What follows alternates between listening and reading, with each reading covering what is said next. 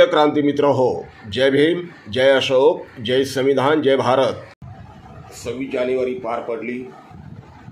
नेहमीप्रमाणे पुरस्कारांची खैरात वाटण्यात आली। मी त्याला खैरात हा शब्द वापरणार नाही। शेवटी ज्यांना पुरस्कार देण्यात आले त्यांचे योगदान देखील आपण नाकारून चालणार नाही। त्यांच्या त्या योगदानाबद्दलच त्यांना ते पुरस्कार देण्यात आले। म्हणजे काल परवा जे 26 जानेवारीच्या निमित्तानं पद्मश्री आणि पद्मविभूषण हे पुरस्कार जे वाटण्यात आले त्या संदर्भात मी बोलतोय। आणि हे पुरस्काराचे जे खरे हकदार आहे त्यांना ते पुरस्कार मिळाले पाहिजे होते, त्यांना ते मिळाले, त्याच्याबद्दल मी त्यांचे अभिनंदन करेन। परंतु ज्यांना मिळालं नाही त्यांचे काय? महाराष्ट्राचे महान लाडकं व्यक्तिमत्व, महाराष्ट्राचे महान युगकवी वामनदादा कर्डक एका गीतामध्ये म्हणतात, टाटा बिर्लांना प्रश्न विचारतात, सांगा बिर्ला टाटा धनाचा साठा कुठं आहे हो, सांगा धनाचा साठा कुठं आहे हो आणि आमचा वाटा कुठं आहे हो।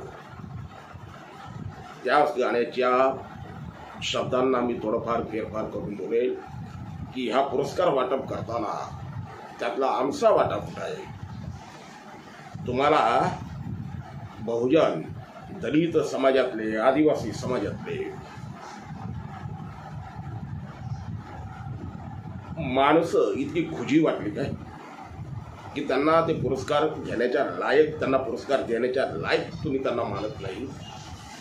ज्या वामनदादाचं मी आता नाव घेतलं ते वामनदादा महाराष्ट्रातले सगळ्यात मोठे कवी, युग कवी, मेलेल्या मुर्दार मनाला चेतवणारा कवी,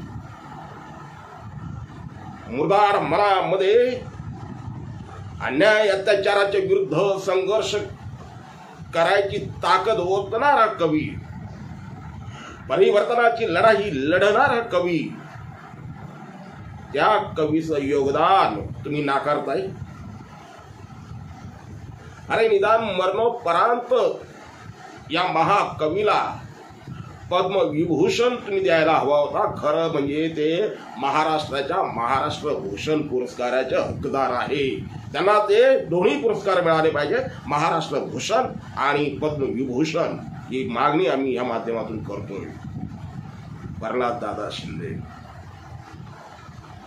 आंतरराष्ट्रीय ख्यातीचे गायक,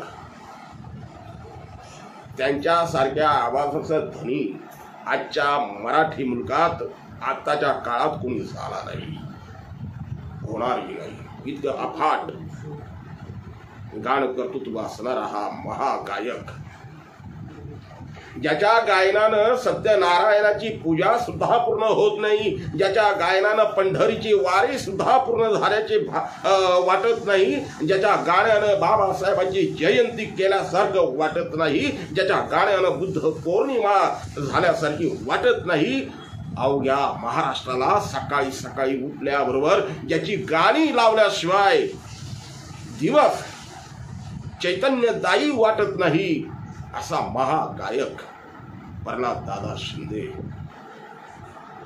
त्यांना तुम्हाला एखादा पद्मविभूषण द्यावं वाटलं नाही, पद्मश्री द्यावी वाटली नाही।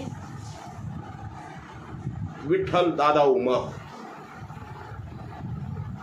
पहाडी आवाजाचे धनी, पहाडी आवाजाचे धनी विठ्ठल दादा उमप।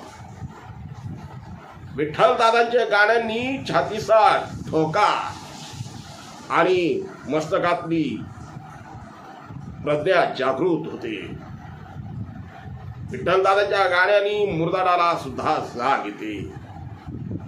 विठ्ठल दादांनी परिवर्तनवाद्यांच्या लढाईमध्ये आपल्या गाण्यांनी प्राण फुंकले। त्या विठ्ठल दादांचे योगदान तुम्हाला महत्त्वाचे वाटत नाही का? म्हणून तुम्ही या कलाकारांना, या कलावंतांना मेल्याच्या नंतर सुद्धा नाकारताय। या गोष्टीच्या विरुद्ध आमचा संघर्ष आहे। यालाच आम्ही जातीवाद म्हणतो। अजूनही वेळ दिलेली नाही। महाराष्ट्र भूषण पुरस्कार, या महाराष्ट्र भूषण पुरस्कारचे तिघ सुद्धा हकदार आहेत। वामनदादा कर्डक असो, विठ्ठलदादा उमप असो किंवा प्रल्हाद दादा शिंदे, हे तिघही महाराष्ट्र भूषण पुरस्काराचे हकदार आहेत। आणि तुमच्या पद्मविभूषण पद्मश्री या पुरस्काराचे सुद्धा ते खऱ्या अर्थानं हक्कदार आहे। त्याबरोबर मग अनेक कलाकार गुणी कलाकार आहेत आमच्यामध्ये की ज्यांना या पद्मश्री मिळाल्या पाहिजे। उदाहरणार्थ आमचे आनंद शिंदे असतील, त्यांचे पुत्र आदर्श शिंदे आहे, साजन बेंद्रे आहे।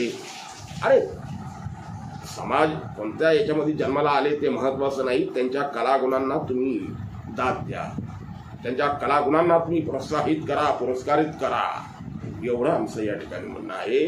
आणि काल ज्यांना कोणाला पुरस्कार मिळाले अर्थात त्याबद्दल मी या ठिकाणी काही त्यांच्यावर म्हणजे ते का मिळाले त्याच्याबद्दल मी या ठिकाणी बोलणार नाही। ते पुरस्कार ज्यांना मिळाले त्यांचे मी या ठिकाणी धन्यवाद म्हणजे अभिनंदनच करेन। मनोहर जोशी आहे किंवा आपले पंकज उधास आहे, शेखर कपूर आहे, ज्यांना मरणोपरांत पद्मभूषण हे पुरस्कारानं सन्मानित करण्यात आलं। अच्युत पालव असतील, अशोक सराफ आहे, आपले चित्रपट मराठी चित्रपटातले दिग्गज अभिनेते अशोक सराफ आहे, अश्विनी भिडे देशपांडे किंवा जसविंदर नरूला, तुमचे राजेंद्र मुजुमदार, वासुदेव कामत यांना कला क्षेत्रातला पद्मश्री पुरस्कारानं सन्मानित करण्यात आले। किंवा सुभाष शर्माला कृषी या क्षेत्रामध्ये त्यांनी योगदान दिल्याबद्दल त्यांना सन्मानित करण्यात आलं। डॉक्टर विलास डांगरे यांच्या वैद्यकीय सेवेबद्दल त्यांना सन्मानित करण्यात आलं।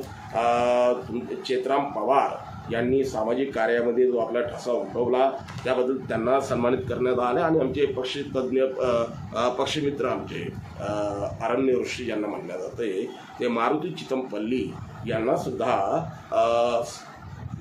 सामाजिक कार्याबद्दल किंवा वनस्पती क्षेत्रामध्ये त्यांनी केलेल्या अतुलनीय कार्याबद्दल त्यांना सन्मानित करण्यात आलं। हा त्यांचा गौरव आहे।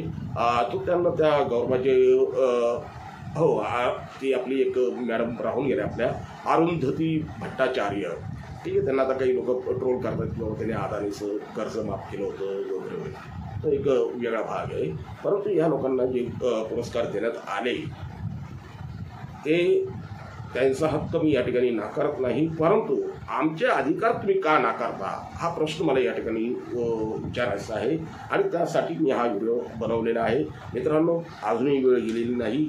वामनदादा कर्डक, प्रल्हाददादा शिंदे, विठ्ठलदादा उर्वा या तिघांनाही मरणोपरांत पुरस्कारांनी पद्मश्री, पद्मविभूषण, महाराष्ट्र भूषण अशा पुरस्कारांनी